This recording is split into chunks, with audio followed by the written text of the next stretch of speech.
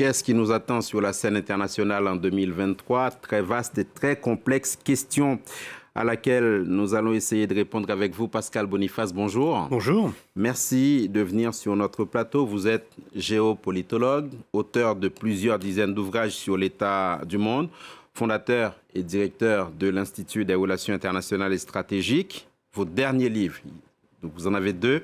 D'abord, je commence par celui-ci, 50 idées reçues sur l'état du monde, et Géostrategics, une bande dessinée à destination des plus jeunes. Donc c'est sur l'état des relations internationales, la géopolitique mondiale de 1945 à nos jours, en BD. Compte tenu, Pascal Boniface, de l'état du monde, des crises multiples, des incertitudes, est-ce qu'on a encore quelques raisons d'être optimiste? Est-ce qu'on peut déjà, pour ouvrir cette interview, avoir ce qui pourrait ressembler à une parole d'espérance? Vous avez raison de mettre l'accent sur l'espoir, parce que quand on scrute l'actualité internationale, il y a plutôt des mauvaises nouvelles.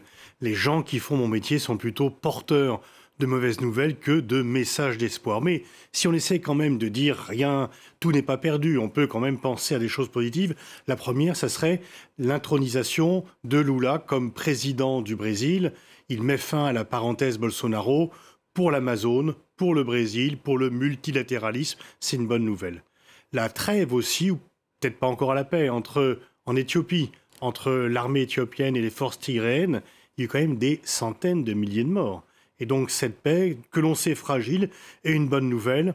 Et puis je dirais aussi, dans le même ordre d'idées, la possibilité d'une candidature à la présidence du Congo du Dr Mukwege, qui pourrait peut-être enfin donner à ce pays martyr des signaux d'espoir. Mais là, ce n'est vraiment qu'un espoir encore faible et lointain.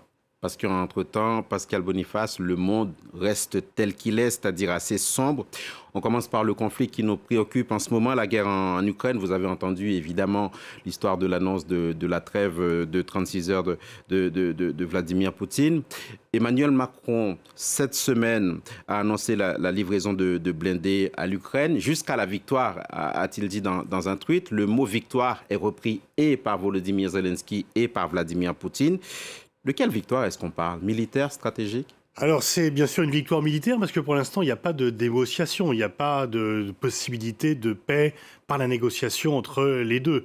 Les demandes sont trop incompatibles.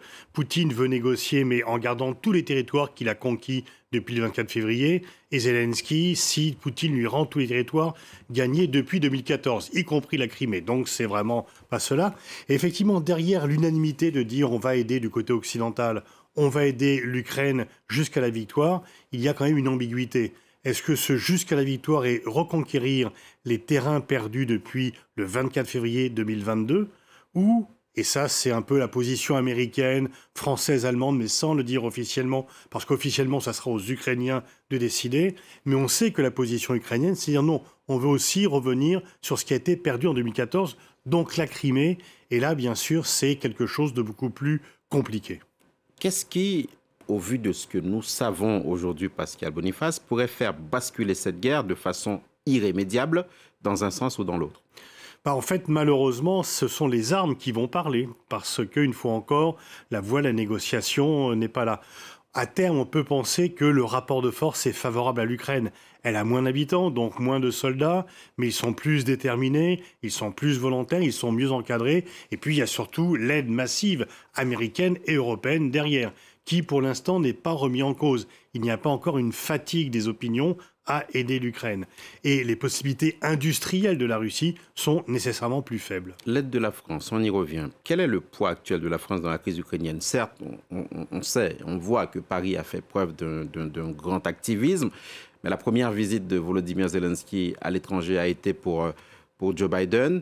Et par moments, on a entendu des voix dénoncer un certain isolement de la France. Oui, la France est critiquée pour avoir trop longtemps parlé avec la Russie, comme l'Allemagne d'ailleurs, mais aussi comme l'Espagne, l'Italie, même si elles sont moins au premier plan.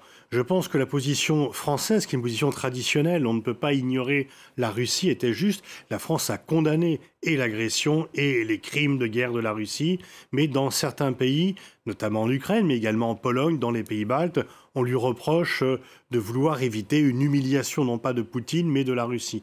Et donc là, il y a un débat, effectivement, les Européens sont unis, mais il y a deux visions de l'après-guerre.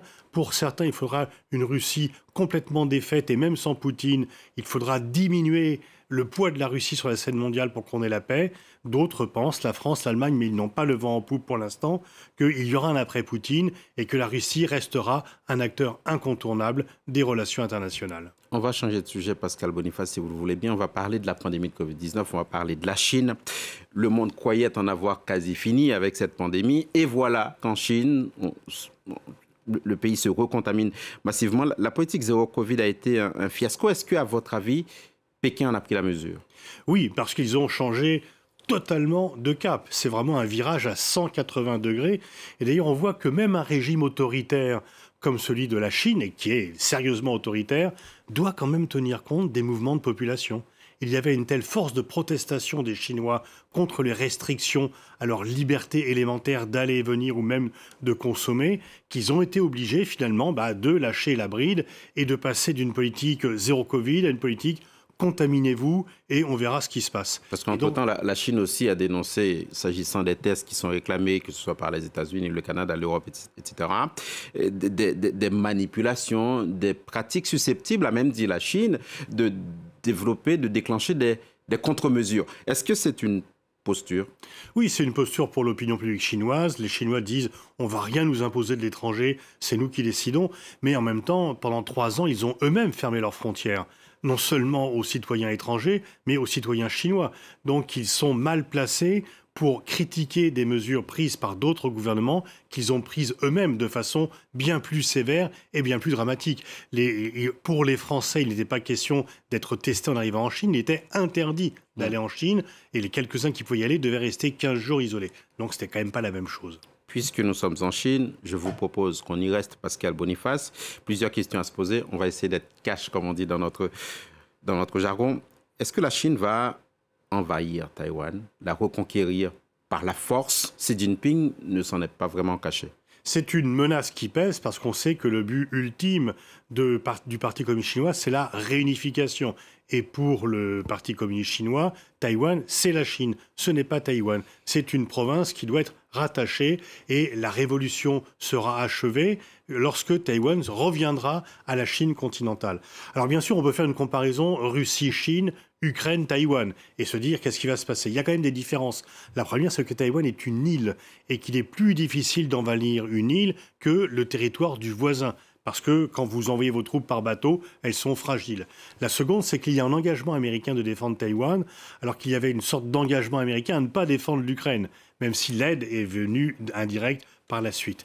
Et puis peut-être aussi que les difficultés de Poutine en Ukraine peuvent faire réfléchir les dirigeants chinois, parce que finalement, l'échec de l'armée russe en Ukraine montre que non, la guerre n'est pas la bonne solution pour résoudre des problèmes politiques, et qu'il est toujours facile de déclencher les guerres, il est plus difficile de les terminer, il est plus difficile de les gagner. Autre grand dossier international du moment, Pascal Boniface, l'Iran, secoué par ces révoltes que vous connaissez suite à la mort de la jeune Mahsa Amini. On a vu que la répression, les condamnations à mort n'entament pas la résistance des plus déterminés. Est-ce que c'est la fin du régime islamique? On peut bien sûr le souhaiter par rapport aux souffrances qu'endure la population et aux troubles que ce régime suscite à l'extérieur, mais ce n'est pas certain. Pour l'instant, il y a une lutte que vous avez décrite entre la contestation et la répression. Et l'ampleur de la contestation qui monte est venue déboucher sur une ampleur de la répression, des centaines de morts, des tortures, des cas forcément horribles. Et le régime semble jouer sa survie, effectivement. L'opposition est forte, mais elle n'est pas organisée. Elle s'est très bien mobilisée par les réseaux sociaux, mais il n'y a pas de leader, il n'y a pas vraiment de programme, sauf la fin du régime. L'histoire n'est pas terminée, elle s'écrit sous nos yeux. On peut très bien obtenir une victoire de la contestation, mais le régime peut encore renverser la situation en sa faveur par une répression encore accrue. Et puis il y a derrière le fond du nucléaire, puisque l'Iran se dirige vers l'arme nucléaire, puisque Trump a fait l'erreur de briser un accord qui devait l'en empêcher. L'Iran, par ailleurs, constamment, justement, sur ce dossier nucléaire dans le viseur d'Israël. Benjamin Netanyahou, qui vient de revenir, a fait de la lutte contre l'Iran son principal cheval de bataille. À votre avis, Pascal Boniface, jusqu'où peut aller ce gouvernement israélien-là? Alors, sur l'Iran, quand même, il me paraît difficile qu'il puisse attaquer l'Iran sans un feu vert américain. et défier les États-Unis au point de lancer une guerre, alors que les États-Unis rappellent qu'il y a déjà suffisamment de foyers de conflits et de foyers de tension dans le monde et qu'il n'est pas nécessaire d'en faire un autre. Mais on a vu par exemple que M. Ben-Gvir, le ministre de la Sécurité, qui est ouvertement raciste, est venu sur l'esplanade des mosquées alors que Benyamin Netanyahou lui avait demandé de ne pas y aller. Et donc, ce n'est pas le Premier ministre qui dirige son gouvernement, ce sont des membres du gouvernement qui peuvent imposer. Et donc là, on peut s'attendre, du fait de la composition du gouvernement israélien, à des troubles par rapport aux Palestiniens, par rapport à la société israélienne libérale et par rapport aux pays arabes qui ont signé la paix avec Israël. Merci beaucoup, Pascal Boniface, pour ce rapide tour d'horizon des grands chantiers internationaux du moment. Évidemment, il y en a plein d'autres. Vous reviendrez, évidemment. Avec plaisir. Merci beaucoup. C'était l'invité de Paris